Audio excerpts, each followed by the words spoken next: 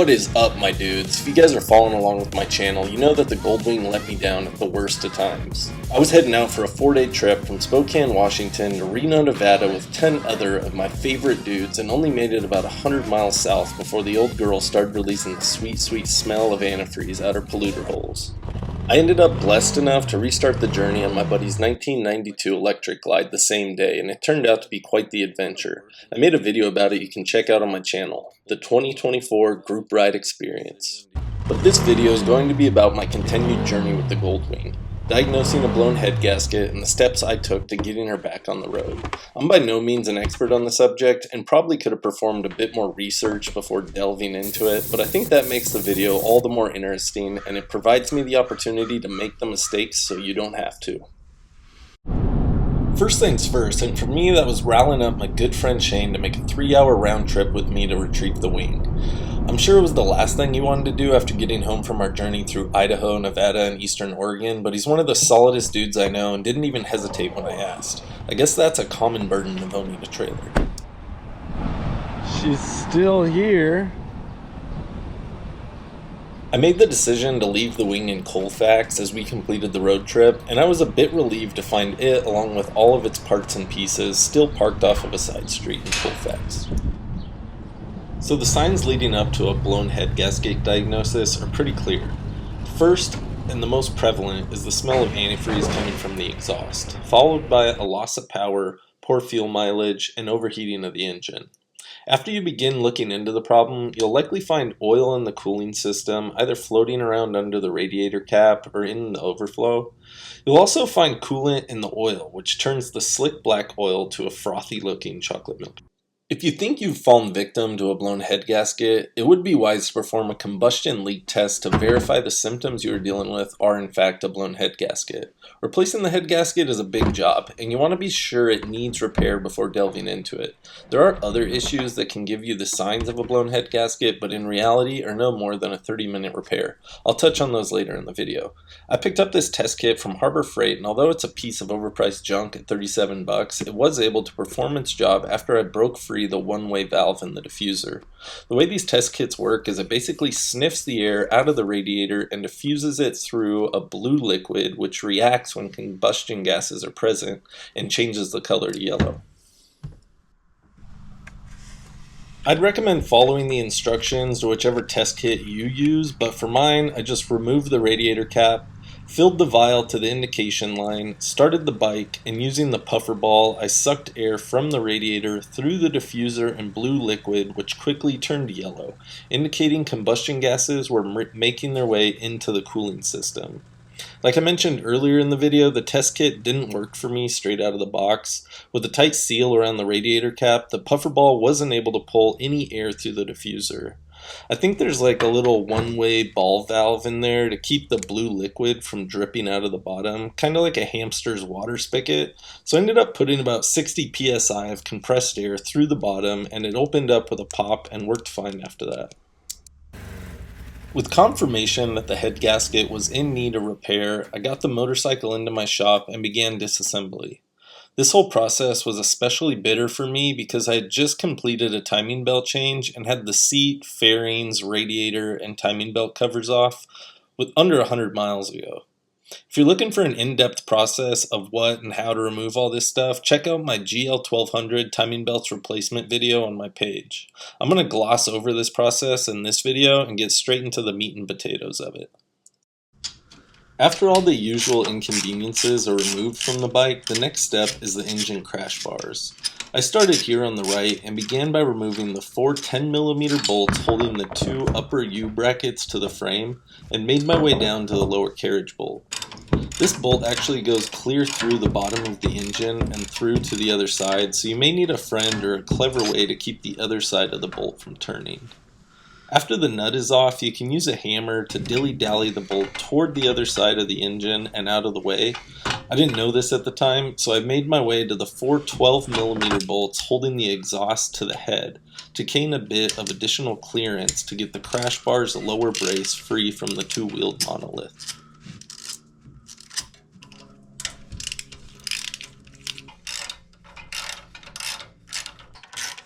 When the exhaust didn't freely fall out of the way, I moved on to the two 12mm exhaust clamp bolts in the mid-exhaust. I don't think this is necessary, but it doesn't hurt.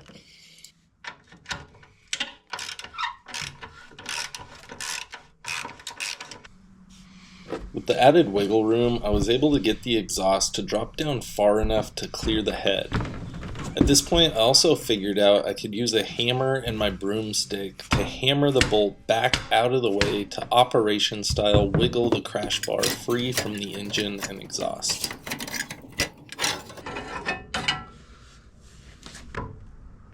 With the crash bars removed, I was able to free the exhaust from the head bolts with a bit of prying power.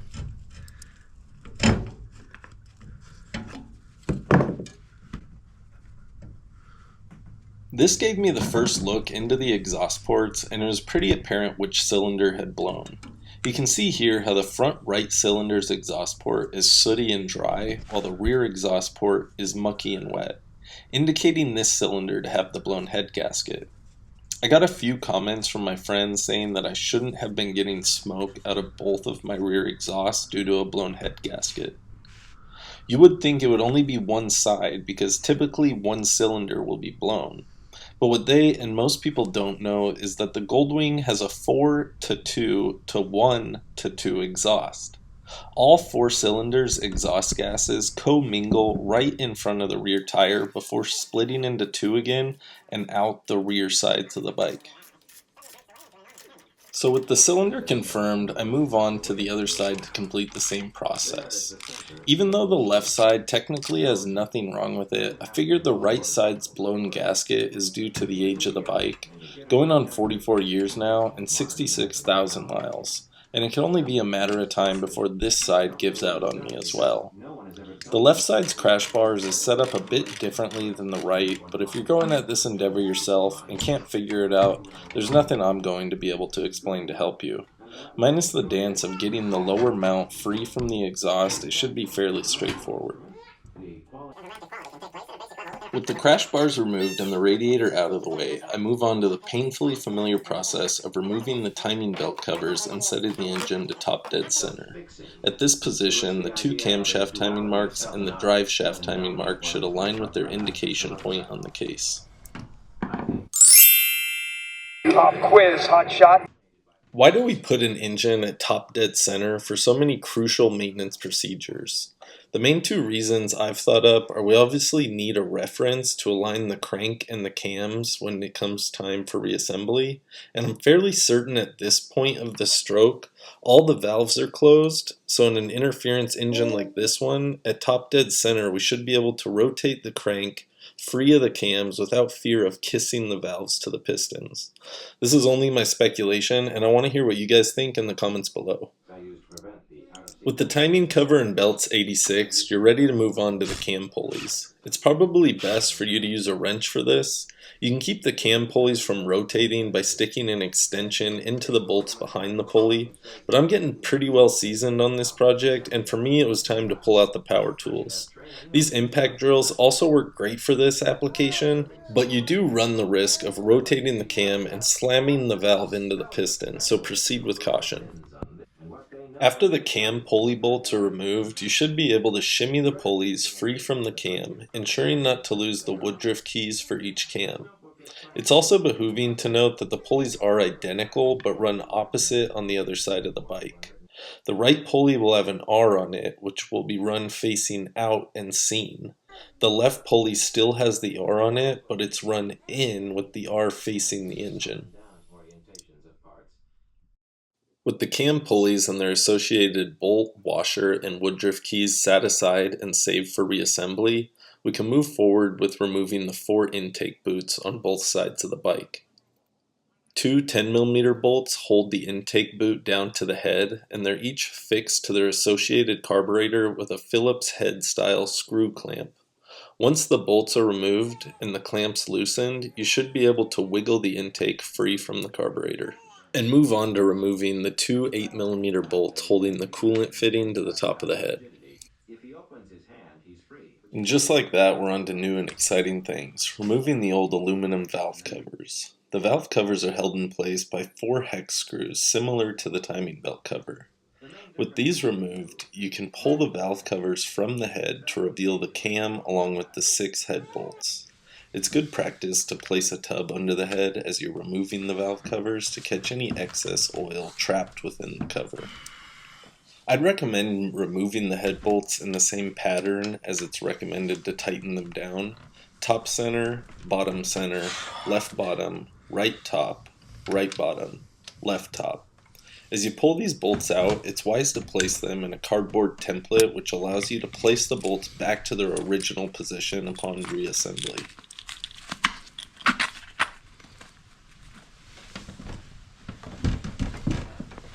Before going after the head, you'll want to remove the 7th hidden head bolt on the bottom center of the head, below the exhaust ports. It's a small 10mm bolt I'm sure has caused many guys like me an extreme headache.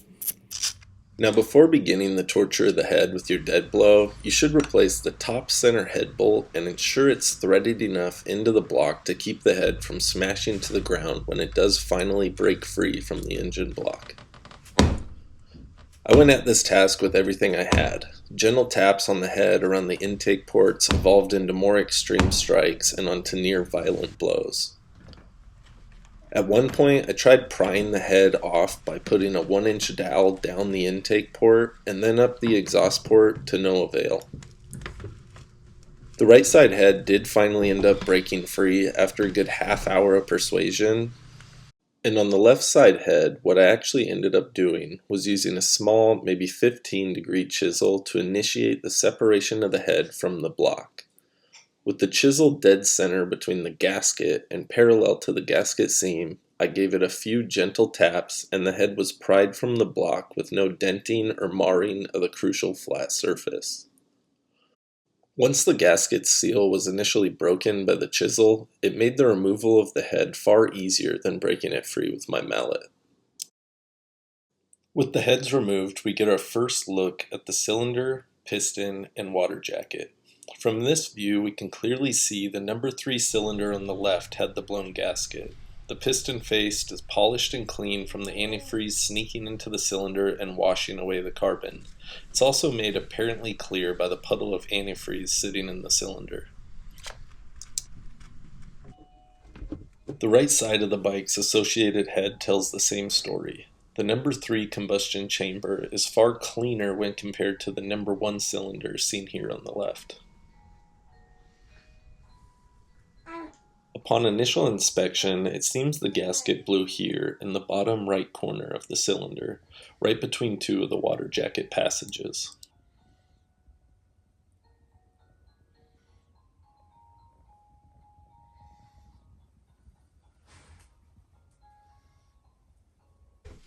When it comes time to remove the gasket, I'd recommend keeping the gasket intact as much as possible. What worked best for me was to use my trusty Buck 110 folding hunter knife. With it slid under the gasket, I was able to slice around the head, keeping most of the gasket intact and removed from the head. During all the preceding processes, it's imperative to remove only the necessary material without gouging or marring the head's surface.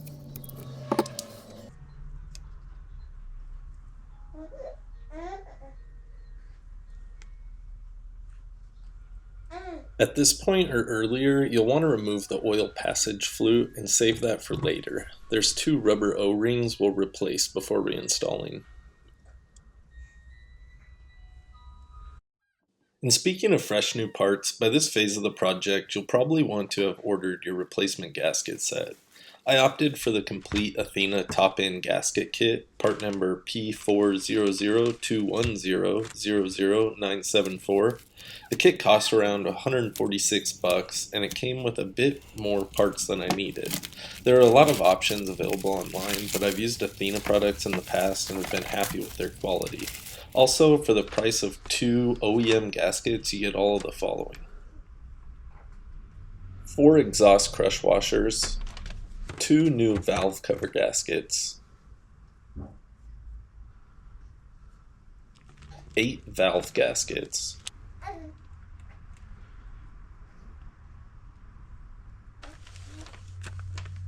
2 upper water jacket and 2 cam cover gaskets, the 4 small O-rings used for the oil flute, a number of other rubber O-rings for the cooling system, and most importantly, the 2 new head gaskets. Before we can slap those beauties on though, we've got a lot of cleaning, scraping, and sanding to do to ensure a proper mating of the head to the engine block. And I know the right thing to do would be to take the heads into a machine shop and have them decked, but this isn't Leno's Garage, Overhauling, or Hot Rod TV. It's Steven's Stories, where I work on $800 motorcycles with Harbor Freight tools and garage sale hammers to keep them running for thousands and more miles. I like to think of my repairs as like survivalist auto maintenance, making do with what I got, so let's get to it. With the gasket removed, it's best to make a first pass with a razor blade. I have this handy holder that allows for really even pressure of the blade against the head face. You always want to ensure you are not unevenly applying pressure to the blade, which could dive into and gouge the aluminum. Even with a razor blade, you can do irreplaceable damage to the head. So remember, you're trying to do this on the cheap, and that'll take a little time. Always err on the side of caution, and slowly apply more pressure as needed. After the razor blade, I tried a few different techniques, like a scrub brush and brake cleaner, but the best progress was made with the razor blade. After the gasket itself was removed with the razor, some areas still had a tacky film on them. I tried going after these areas with different types of sandpaper by hand, but I wouldn't recommend this. I ended up going the glass sanding route with some really exceptional 320 grit sandpaper. I picked up a pane of glass from Lowe's for about $8 and glued the sandpaper to the glass using 3M spray adhesive. As you apply the sandpaper to the glass, you'll want to ensure you don't have any bubbles, but if you do, they're easily popped with the corner edge of a razor blade. The glass provides an exceptionally flat surface to sand the head down. You want to kind of perform random lengths and directions as much as you can. I did this by sliding the head around, using the weight of the head only as pressure against the glass and sandpaper. I also slid the sand and the glass around on the head, applying even pressure as possible. The result from this, in my opinion, turned out really great. I was exceptionally happy with the result. I think a large part of this was the 3M sandpaper I used. I picked it up at Home Depot and it was really impressive stuff. When the tacky substance of the old head gasket built up on the paper, I was able to spray it with brake cleaner and pressure it off with compressed air. It worked really well, but if you needed to, you could always just replace the paper. Now's a good time to remove the old exhaust crush washers from the exhaust ports. For that, I used the same chisel I utilized for separating the head from the left side of the bike. I missed a shot of that, but you can get a good look at the chisel here and get a good idea. As always, you'll want to be extra careful not to mar or gouge the aluminum. I wasn't thrilled with the replacement crush washers and the rebuild kit, but we can talk more on that in the installation. Once you've completed the sanding and cleared any remnants of the old gasket to the head to your satisfaction, it's a good idea to give the head a thorough cleaning. You'll want to ensure all the old gasket bits and debris from sanding is clear of the oil coolant ports and passageways. I did this by first spraying and wiping down the face with brake clean, followed by a quick jolt of compressed air through all the passages, pushing the debris down and into the valve cover. After that, I removed the cover, flipped the head, and completed the same process to the internals of the valve cover.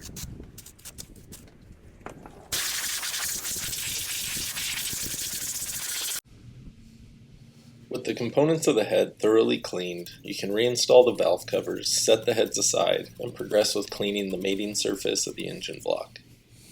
I again turned to my trusty razor blade for this task.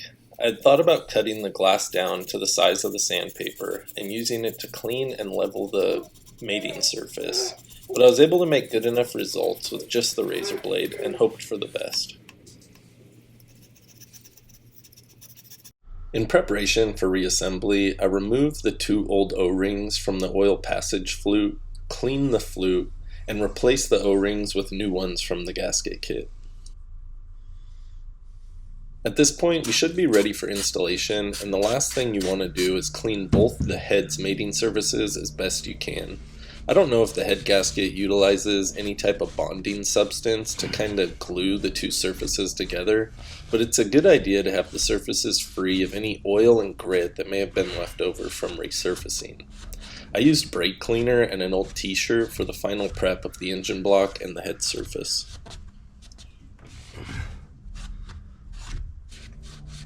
With both of your surfaces prepped, you can install the oil passage flute and the two dowel locating pins. The oil passage flute should be installed with the narrow end inside of the engine block. With the dowel locating pins in place, you're ready to mount the gasket onto the engine block. The gaskets for both sides of the bike are identical and were installed reverse of the other side of the bike.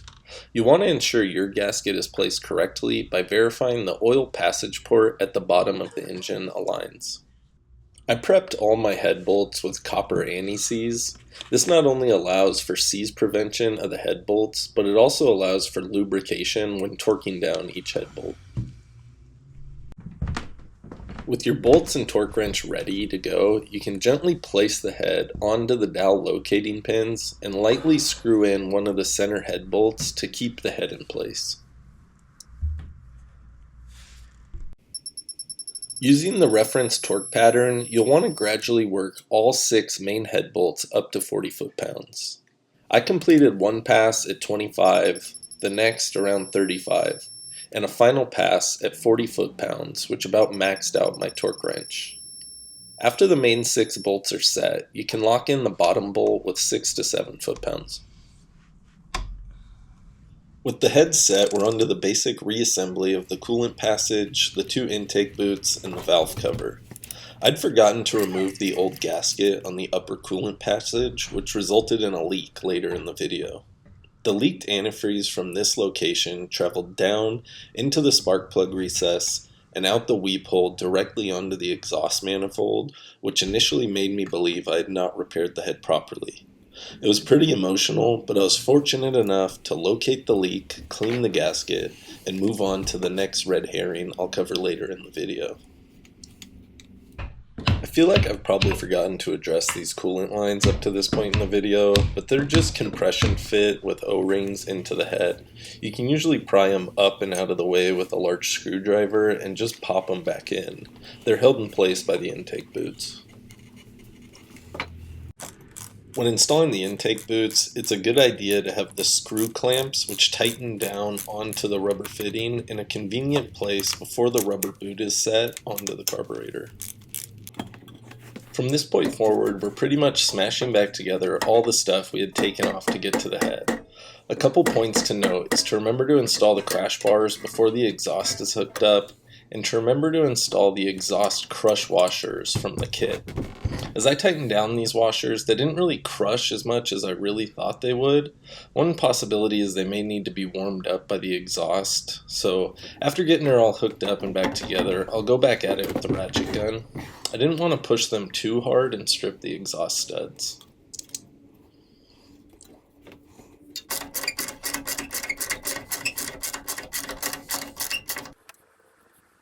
After one side of the exhaust is done, it's on to the other with nearly the same process. And after that, we're ready to move on to installing the cam covers and pulleys before moving into the timing belt installation. Again, if you need more detail in this area, you can check out my GL1200 timing belts replacement video on my page. It's a really good example of the complete process of the timing belts and includes all the important details.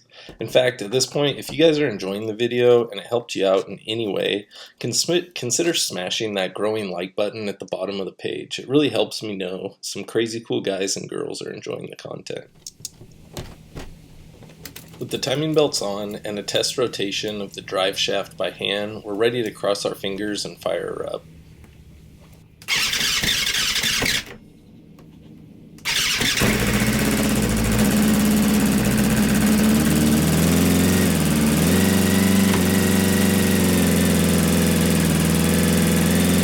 With confirmation everything is satisfactory to this point, we can slap on the timing belt covers, radiator, and its hose on the top left side of the bike. Don't forget to reattach the radiator fan clip before completely mounting in the radiator. Alright, at this point we're ready to fill up the radiator and find the leak I pointed out earlier. Man, was I disappointed when this happened.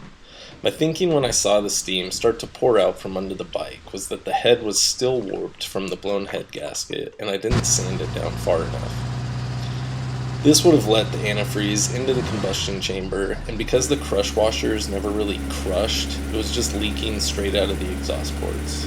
I took a bit of a break after this first disappointing start, and came back to the project thinking I would need to tear down the bike completely. After removing the exhaust, the first thing I found was the insides of the exhaust were both completely dry, and from this point I was able to trace the leak back up to the coolant return fitting. After cleaning the gasket and adding some ultra red gasket maker, I was on to find my next momentary disappointment. With the bike back together for a second time, I was in high spirits to fire her back up and hit the road. I knew after everything was back together there would be a period of time where it would still smoke from the exhaust, until it had burnt off all the antifreeze built up in the exhaust, but I wasn't prepared for it to smoke this much. I started the bike and let it run for about 20 to 30 minutes. I wanted to ensure it would warm to the point that the radiator fan would kick on and cool it back down. The smoke coming out of the back of the exhaust was horrible. I was sure the excess antifreeze would have burned off by this point, and was convinced that at some point, either during the head gasket blowing or my repair, I had damaged a valve gasket, and oil from the head was making its way into the intake or exhaust ports and burning up. To determine which side of the engine the smoke was coming from, I removed the rear exhaust, leaving only the headers, something I had always wanted to do, by the way. And to my surprise, there was no smoke from the engine, just the gnarly sound of a flat 4 straight out of the headers.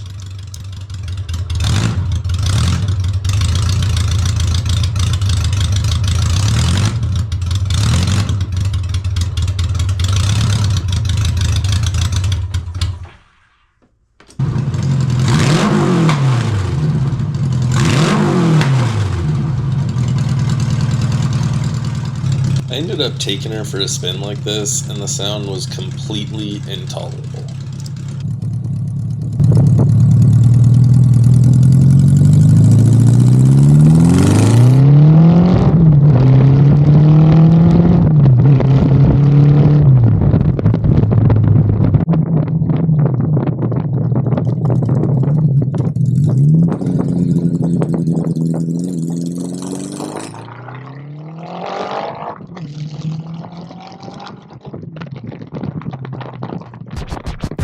I hope you guys enjoyed the video. This one was a real doozy for me, and it took a lot of effort, not only to figure it all out, but also documenting it and organizing the footage for this experience. If you appreciate the job I did, give that glowing like button below a quick click, and know you contributed to whatever video I put together next. One thing I keep thinking about is how I never removed the cam during this whole process, and I do have the fear that some of that debris from resurfacing the head made its way into the oil passage and is only going to be forced into the cam bearings. But we'll see how that plays out over the next few hundred miles. If you want to see how my DIY resurfacing holds up over time, join me for some road trips, dirt biking, and all-around maintenance and troubleshooting, you're only a click on the subscription button away from that. Until I meet you on the road, I'll see you guys in the next video.